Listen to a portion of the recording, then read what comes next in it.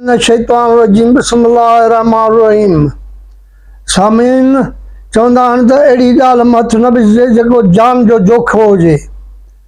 हिकु दफ़े हिकिड़े बुज़ुर्ग खे माण्हूअ हिकिड़े तंग कयो त तूं मूंखे जानवरनि जूं ॿोलियूं सेखार। बुज़ुर्ग हुनखे कई दफ़ा चयो त बाबा तूं हिन ॻाल्हि लही वञ ॻाल्हि खां त तूं जानवरनि जूं जेके ॿोलियूं न सिख त सुठी ॻाल्हि आहे। आख़िर बुज़ुर्ग खे हुन वॾो तंग कयो त हिकिड़े दफ़े वरी बुज़ुर्ग चयसि त बाबा ठीकु आहे, अॼु खां हली तूं पंहिंजो तोखे बि ॿोलियूं सम्झ में ईंदियूं, जेको बि पखी पखणु बकरी ढोर कुतो ॿिलो जेको बि ॻाल्हाईंदो तोखे ख़बर पवंदी। हथा के तुंहिंजा कुकड़ मुकड़ सभु तोखे जेका ॻाल्हि पिया कंदा तोखे सम्झ में ईंदी। ठीकु आहे। हीउ हिकिड़े ॾींहुं हलियो वियो बाज़ारि में, उते मुर्गी वठी अची पंहिंजो वरी ॾाढो ॿोड़ ॿोड़ रधे ऐं हाणे हिते ॿाहिरि वेही ऐं हॾियूं उछलणु शुरू कयईं।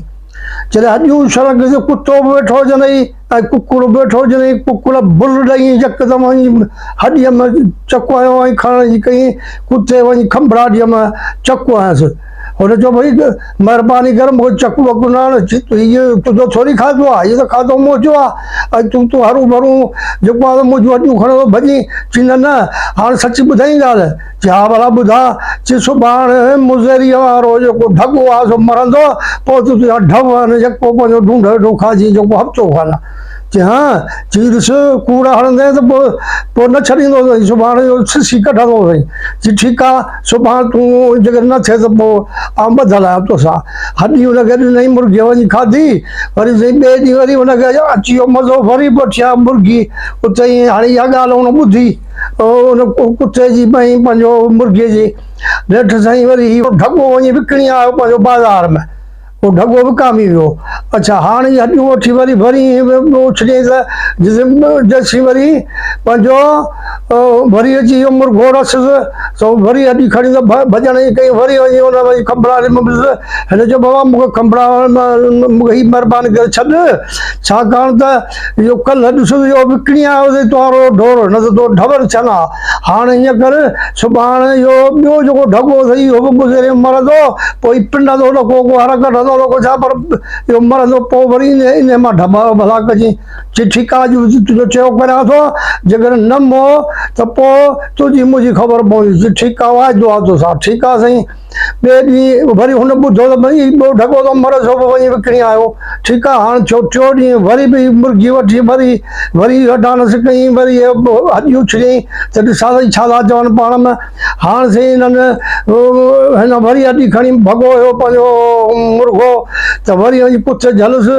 चई त हुन चयोसि त महिरबानी कर हीउ कल्ह विकिणी आयो अथई इहो ॿियो बि ढॻो, हाणे सुभाणे मुज़ेरी ख़ुदि मरंदो। सुभाणे इहो मुज़ेरी मरंदो त जेकर 7 जुमा ख़तमा चझा ॿारहं ढव लॻा पिया हूंदई। हाणे जो मुज़ेरीअ ॿुधो त भेणा हीअ त ॻाल्हि मुंहिंजे कंधम थी पए, आउं थो मरियो वञा।